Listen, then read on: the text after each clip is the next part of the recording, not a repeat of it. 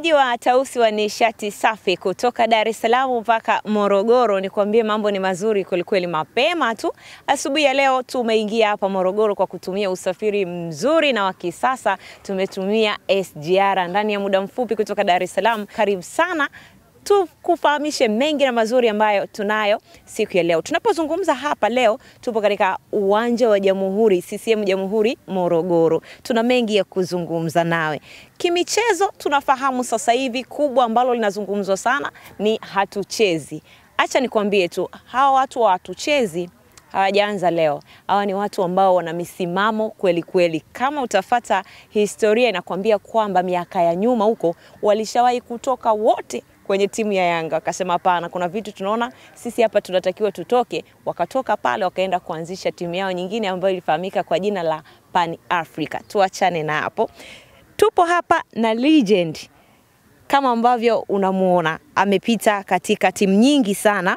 Kama ulikuwa ufahamu, amepita katika timu ya Mseto, akatoka hapo akaenda Tumbaku, baadaye akaenda timu ya Pani. Si mwingine namzungumzia mzee wangu, mzee Hussein Ngulungu. Heshima yako mzee wangu. Asante, marhaba. Habari za saa hizi? Salama kabisa. Habari za Morogoro? Morogoro nzuri. Sasa hivi kuna baridi, milima kama vile unaiona.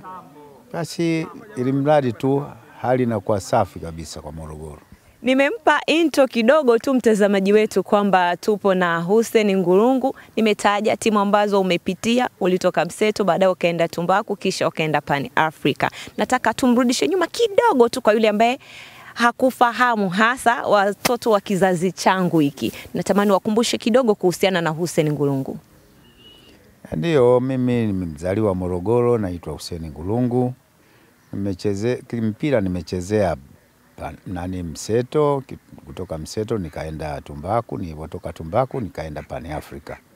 Na kwenye timu ya taifa nimechaguliwa mwaka 75 mpaka 85 na niliacha mimi mwenyewe kutokana na najua zamani tena kipato kilikuwa kidogo. Kwa hiyo nikaamua kuacha tu mimi mwenyewe.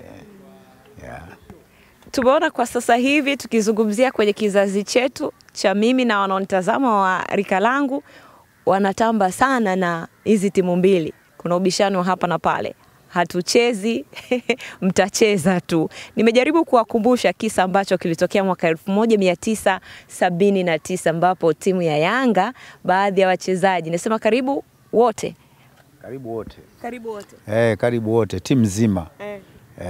Walibakia pale ni vijana tu wa under 20. Ndio walibakia kina Adolfu, kina Mkweche, lakini baadaye nao wote wakaenda Pan Africa. Kwa hiyo hapa unataka kutuambia vijana wa sasa kwamba tusishangae kuhusiana na Yanga, ni timu ambayo ina misimamo toka zamani. Ni kweli kabisa, ina misimamo sana, na walioondoka wakaondoka na viongozi wao, kina Manara, kuna Mangala pamoja na kundi lake ambalo wengine nimewasahau kidogo. Najua siku nyingi toka 82 mpaka leo ni muda mrefu. Sawa, toka 82 hata sijulikani kwamba nitakuja duniani lini. Morogoro ni miongoni mwa mikoa ambayo imezalisha wachezaji wengi sana katika ligi yetu. Tumeona toka enzi na enzi mpaka sasa tunavyozungumzia, tunaona vijana kutoka Morogoro. Kwa kizazi changu tunawazungumzia watu kama wakina Shomari Kapombe, kuna Kibwana Shomari, kuna Nixon Job na wengine wengi. Kipindi cha miaka ya nyuma kuna vijana wengi sana walitokea Morogoro. Mfano mzuri nataka tumzungumzie kidogo, Hamisi Tobias Gagarino. Gagarino ni kijana wangu tuseme. Tumecheza naye mpira pamoja na Zamoyoni Mogera. Yule mdogo alikuwa fundi kwa kweli.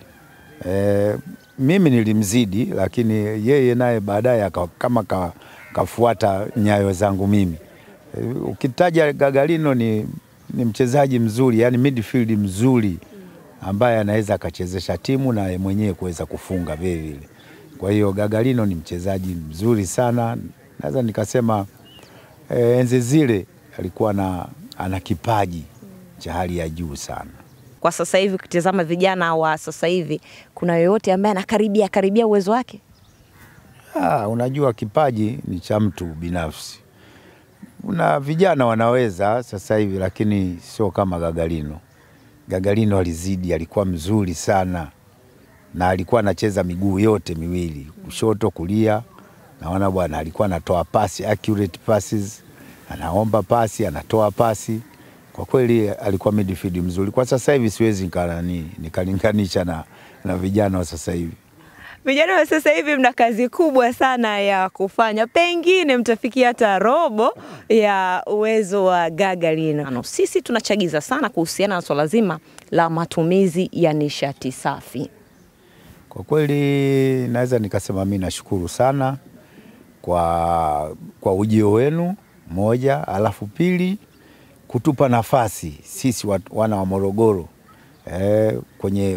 kwenye zoezi hili, na nashukuru mimi mwenyewe nimekuwa wamenichagua kama mwenyekiti wa nishati safi hapa Morogoro, na kulinda milima yetu ya Morogoro, milima ya Uluguru, na michezo hiyo tutakuwa tunasimamia kwa hali na mali mpaka tuone mwisho wa mazoezi haya na kuweza kupanda miti. Alichokizungumza mzee wangu hapa ni kuhusiana na nishati safi cup, ambayo Tausi wa nishati safi tumekuja Morogoro kwa lengo moja kubwa tu la kuendelea kuhamasisha matumizi ya nishati safi. Lakini tunafahamu kwamba dunia ya sasa, tukizungumzia mpira wa miguu, ni mchezo pendwa kabisa, tofauti na miaka ya nyuma. Tulikuwa tunaona kwamba wanaume ama ndio walikuwa watu ambao wanaupenda sana. Sasa hivi mambo yamebadilika bwana, hata wanawake ni mashabiki wa mpira wa miguu, nikiwemo mimi pia, ingawa sitasema ni shabiki wa timu gani. Mbali na michezo ambayo itahusika kwenye nishati safi cup, mambo mengine ambayo yamepanga kufanyika ni yapi katika swala zima la utunzaji wa mazingira? Vitu tulivyoamulia hapa ni kwenye mipira ambayo itakuwa na timu 30, alafu kutakuwa na mashindano ya pikipiki na mambo mengine mengi tu ambayo yatajitokeza hapo baadaye, lakini sana ni hayo mambo mawili ambayo tulokwisha amuliwa. Morogoro ni mkoa ambao unasifika sana kwa uzuri wake, hasa ukitazama namna ambavyo mazingira yalivyo. Kuna uoto wa asili, kuna milima, mfano milima ya Uluguru, kuna vivutio vingi sana. Kwa namna gani ukitazama toka miaka ya nyuma mpaka sasa, unaona namna ambavyo wananchi ama jamii ama wakazi wa mkoa huu wa Morogoro wamekuwa wakitunza mazingira? Je, wanatunza ama ukitazama unaona kwamba? Naweza nikasema mazingira mengi yameharibiwa, kwa sababu ukitazama kule mlima wetu ule wa Uluguru kulikuwa na miti mingi, mlima ulikuwa hauonekani na maji yalikuwa yanatiririka wakati wowote, hakuna kiangazi wala masika. Lakini sasa hivi ukitazama tu pale mlimani pale, huwezi kuona hata mto mmoja ambao unatiririsha maji. Kwa hiyo kwa kweli mazingira yameharibiwa vibaya sana, na naweza nikasema kutokana na zoezi hili, kwa sababu tunataka tupande miti mingi, inawezekana ikarudisha ile hadhi ya zamani, lakini sasa hivi mazingira yameharibiwa. Kitazama mto wetu ulikuwa mchafu, zamani ulikuwa mto safi, kulikuwa na garden, lakini ndio hivyo, kila kitu wanasema kinakwenda na wakati, lakini wakati ule wa zamani ulikuwa mzuri zaidi, kwa sababu ukitazama tu mlima ule utaona kila kitu kiko green, evergreen. Lakini sasa hivi tunaona kuna watu wamelima mashamba wengine nini. Ukitazama mlimani kule. Ukitazama mlimani kule kuna mashamba kibao, lakini zamani kulikuwa ni miti tu ambayo wakati wote kunanyesha mvua. Naona na ile mvua ndio inafanyisha inatiririsha maji wakati wote kwenye mlima ule, na mgeni yoyote akija akitazama mlima wa Uluguru anaona maji yanatiririka, lakini sio sasa hivi. Mheshimiwa Rais amekuwa na jitihada kubwa sana katika swala zima la utunzaji wa mazingira, hasa upande wa nishati safi. Tumeona amejitahidi sana kuhamasisha, lakini pia kuonyesha kwamba nishati safi hasa ya kupikia ni jambo ambalo lina utunzaji mkubwa sana wa mazingira. Nataka kusikia kutoka kwako wakati tunamaliza mazungumzo yetu. Una lipi la kuwaambia jamii, hasa watazamaji ambao wanatutazama kuhusiana na swala zima la nishati safi? Tumeona namna ambavyo tumejitahidi hasa sisi Tausi wa Mazingira kupiga vita matumizi ya nishati chafu kama vile matumizi ya kuni na mkaa. Tumekuwa tukichagiza namna ambavyo matumizi ya nishati safi kama vile matumizi ya gesi na umeme. Una lipi la kuzungumza kwa mwananchi ambaye anatutazama wakati huu kuhusiana na swala zima la nishati safi? Kwa kweli mimi binafsi namshukuru Rais kwa kuanzisha hili zoezi. Na kwa kweli naweza nikasema miti imekatwa mingi sana. Kutokana na watu wanachukua kwa ajili ya kuni pamoja na kuchoma mkaa. Lakini hili zoezi aliloanzisha Rais Samia Suluhu ni zuri sana, na naweza nikasema na mimi mwenyewe binafsi naliunga mkono kutokana na juhudi zake za kuweza kufanya hili zoezi. Na mimi nitashukuru sana kama zoezi hili litafanikiwa hapa Morogoro, kutokana na hali yenyewe, na tunapiga vita vitu hivyo kama mkaa, kuni. Kwa kweli nishati hizo ni nzuri sana.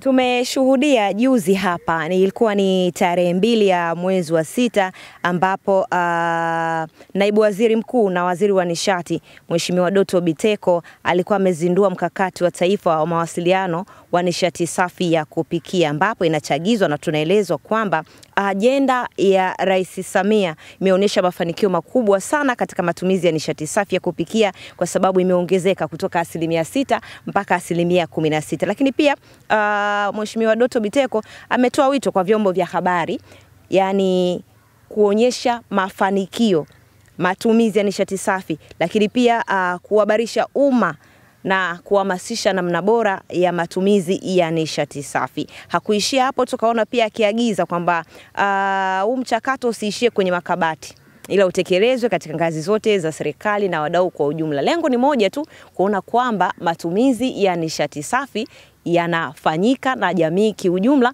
tunaachana kabisa na matumizi ya nishati chafu. Na ndivyo hivyo ambavyo Tausi wa Nishati Safi tumekuwa tukichagiza, tumekuwa tukitoa elimu, tumekuwa tukiambia jamii namna bora ya matumizi ya nishati safi. Na leo tulikuwa hapa katika uwanja wa Jamhuri CCM Morogoro. Tumezungumza na mzee wangu hapa Hussein Ngurungu. Umefahamu vitu vingi sana kutoka kwake. Mzee wangu, nikushukuru sana, tumekuwa na wakati mzuri sana na wewe. Asante sana, asante sana. Kwa wewe ambao unatufuatilia, tunakuambia tu kwamba usiache kulike, kushare na kusubscribe kupitia YouTube channel yetu, lakini pia kutufuatilia kupitia Instagram account yetu ambayo kule tunafahamika Tausi Media. Asante mpaka wakati mwingine. Mimi ni Liz Business.